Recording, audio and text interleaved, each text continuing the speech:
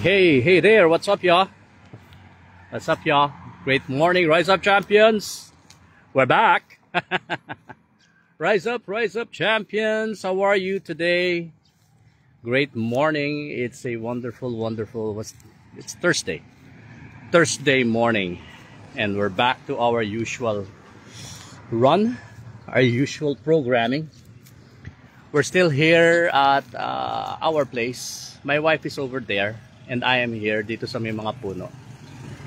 So I hope you're doing great. Hope you're doing awesome today. Oh, may stick. I have a stick. Well, pardon. This is what? The last time we had this vlog. Wow, parang naalala ko yun sa Avatar, 'di ba? Yung bida doon si Sam Worthington. Yung character niya, nagbo-vlog siya. Video log. Blog is a video log. So this one is a video log. So what we're doing is a video log. So just sharing with you insights on this journey. Today is April 3. Yesterday was my baby's birthday. My twins, Alicia and Angelica, it's their birthday yesterday. So we went out. Early morning pa lang, nasa labas na kami. And it was such a full day. Such a wonderful day. And yeah, now we're back. We're back here in this beautiful place. We just had a few runs. And, may progress. I was able to run. I'll show you the track, ha. So I was able to run. Paikot yan. I think this is around what? I think it's around more than 500 meters paikot here. My wife is over there. So what I did kanina, well, I made some walking, 2 rounds, and then I ran. Wow, nag-jog na ako. Finally, I was able to do 3 runs nito. So if this is around 500 meters, nakatakbo ako non-stop ng mga 500. So that's 1.5 kilometers na yung natakbo ko. Nice progress. Tomorrow we'll go for 5. So that's around 2.5 kilometers. So hopefully makatrack tayo to 5K or 10K na consistency. Anyway, so I'm just sharing with you my journey here. And kahapon, just had some insights. You know, napansin nyo, I did not vlog for a few days. Last time that I did this was, I think, exactly 1 week. My last post was, I think that's Wednesday or Thursday, something like that. And then di ako nag-post. Why? Because I need to reevaluate. Why am I doing this? I need to evaluate why am I doing this. Am I doing this because I'm seeking out just validation, or I have to do this on the right reasons? And that is giving. And that will be a topic for today, giving. Funny, yun ay iniisip ko since I stopped last Thursday, I think, or Friday, stopped doing this and then reevaluating. Why am I doing this? Morning vlogging or afternoon, am I doing this lang out of obligation, or am I doing this because I wanted to give? So sabi ko nga, I wanted to do this based on, you know, the right reasons. And yep, I have realized that I want to do this because I wanted to give. I wanted to give insights to you who is listening right now. Yes, I'm talking to you. If you're watching this wherever you are, in whatever time, whether it's here live or after this, you just chance upon this and then you watch this.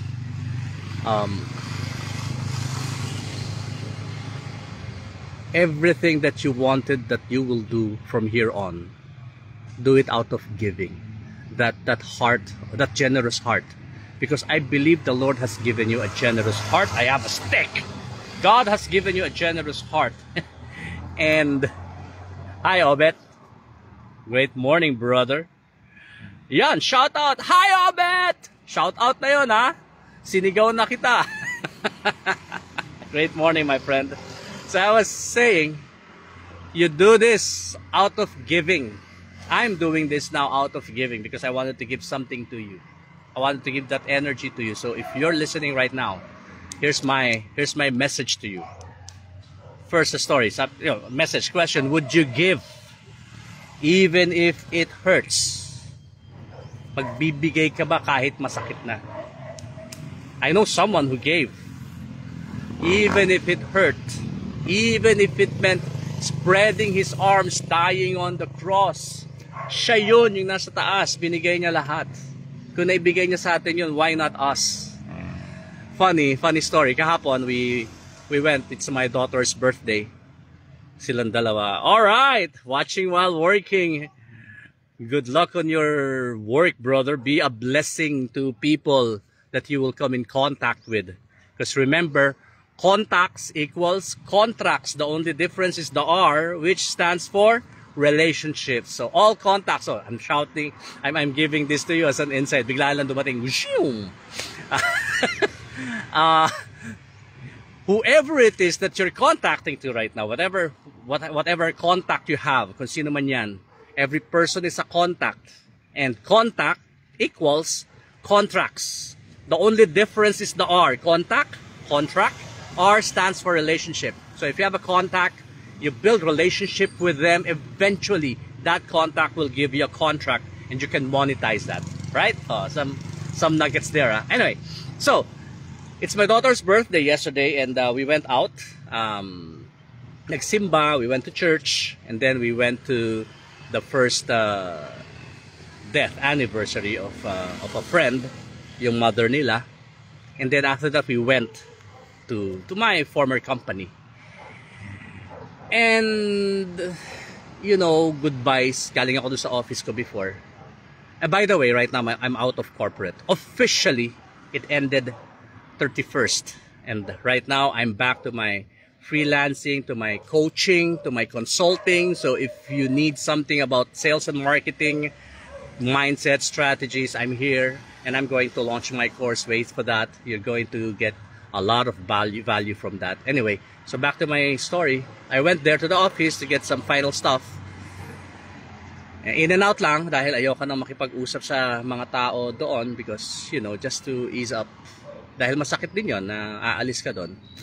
That's my home for 3 years. And people there, naging malapit naman sa akin. But due to some changes, you know, life needs to go on. And ito yung tinanong ng anak kong isa. Sabi niya, Daddy, in your 3 years with the company, what do you think the Lord has taught you? Wow! Ang bigat, ano? Tanong sa akin ng anak ko, ano yung tinuro sa'yo ni Lord doon sa 3 years mo dito sa company? I was, wait a minute, di ko yata naisip yun. Napastop ako, ano nga ba ang tinuro sa akin?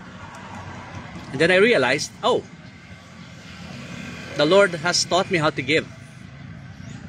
Give, sabi nga, giving because not because it's comfortable. Give because you need to, but give because that's what you are called to do. So sabi ko, give until, no, do not give until it hurts. Give even when it hurts, because the Lord has given us so much, and He is calling us. I believe He is calling me to be generous.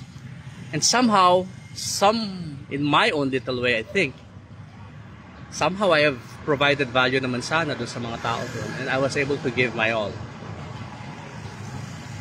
So that's my lesson for you today. If you're listening to this while working, watching this while working, ask yourself, what is the Lord teaching you? What is the Lord teaching you in your work today, in whatever it is that you're called to do today? Ako, isa lang yun nasa isip ko lagi. Give even when it hurts. So, description here, sinulat nga natin, the 3 lessons that I learned this journey ko. Is first, when you give, yes, it's painful, pero it strengthens your faith. Because And you know, you're not giving out of comfort. You're giving because you are called to give. And even if walang-wala ka na, you're still giving. Madaling magbigay pag meron ka madaling magbigay if there's plenty. Pero if wala ka nang maibibigay, nagbibigay ka pa, means may pinaghuhugutan ka. And I would say, I always call myself, I am Superman. And my power comes from the sun. Not S-U-N, but S-O-N, from the sun. From the sun. The one who gave up his life for us. So therefore, we are called to give. I am called to give. And with giving, it increases my faith. It tells me that there's plenty, there's bountiful, there's abundance. I can give because as I give, I would free up myself of something, and then the Lord will provide, will fill that void, will fill that something na nawalan. Well, in fact, hindi siya nawalan Nagkakaroon ng space para dun sa mas malaking blessing ni Lord. So that's one. Give. When you give, it increases your strength. It increases your faith. Second, when you give, even when it's painful, it builds strength. Napapalakas ka. Sinabi ko nga nung previous post, when you feel pain, pag nag-workout ka, di ba? Painful. It's okay because no pain, no gain. Pain is weakness leaving the body. Parang ganyan, no? Kita mo yan? That's out of pain. Hanggang ngayon, masakit yan. Di ba? Look at those arms. Papalakihin pa natin yan, no? Not really that malaki. So, when you give, it's painful. And with pain, it builds strength. Napapalakas ka pag nagbibigay ka. Because nawawala yung unnecessary sa'yo, napapalitan ng mas maganda. Thirdly, the law of reciprocity, the law of the universe. This is the universal law. When you give, the universe, God, the creator, because you're giving something, it's just universal. I believe this is the law of the universe, that you will be filled with something. Mapupunuan ka, hindi ka mawawalan. Magkakaroon ka ng mas madami. And ang invitation ko sa inyo right now, my call, my invitation to you, my challenge to myself, my invitation to you is to give even when it hurts. Give. Give your talent, give your time, give your treasure, give your time and energy, give your resources, your knowledge, your competence, give them. And eventually, it's a principle of you leading with value. You're providing value first to the person, so that eventually the people around you would, the recipients would see your value, and then they would reciprocate that. Meron ding iba na hindi magre-reciprocate ng value na binibigay mo. And it's okay. It doesn't define who you are. It doesn't mean that you have no value or your worth is very low. You have very low value or low self-worth. No, it doesn't define you. As long as you give with all your strength, with all your heart, yung ibang tumatanggap niyan, they would receive that. And then, yung sa mga hindi tumatanggap, it's okay. It doesn't define you. It defines them. Baka it means they're not yet ready for that. So okay lang, bigay ka pa rin ng bigay, ng bigay, ng bigay. So, hindi siya madali. I am also struggling. Not really struggling, pero I'm also striving to do this. Giving, even when it hurts. And in the next days, watch out for that. I would launch that special masterclass, a special course as you call it, and I will give something. But for now, we're back on our Rise Up Champions Rock Nation blog. If you're watching this, whether in the replays or live, comment down below. Rock Nation, RUC Nation, RUC meaning Rise Up Champions and Nation. We wanted to make a movement. Rock Nation, we will move as one. Champions Nation, Rock Nation. So comment down below. Rock Nation, Rock Nation. I am a champion. I am a champion. So yeah, so those three things that we learned doon sa kahapon, giving, and I'm doing this based on that.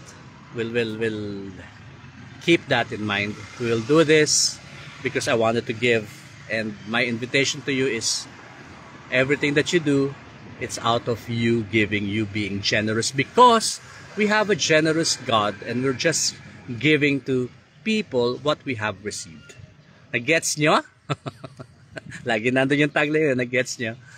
Alright, so if this message resonated with you, thank you for watching. If you're watching this live, if you're watching this in the replays, thank you for watching. I invite you to share this to your friends, to your circle, because someone somewhere out there would resonate to this message and makatulong pa tayo. Let's spread love, positivity. Alright, thank you so much. See you again tomorrow. My name is Neo Rayos. This is your Rise Up Champions, because you are God's powerful champion. Rise up, rise up. So as I always say, be great, live inspired, rise up as God's powerful champion. God bless you. Bye-bye. Look at the place. Look at the place, ha? Diba? Puro puno. Ang ganda niya, oh. Yeah, Rise Up Champions. There, that's the Palm Ridge School. Alright. Then I'm going there to my wife. Nandun siya. Alright? Thank you so much. God bless everyone. See you. Ciao!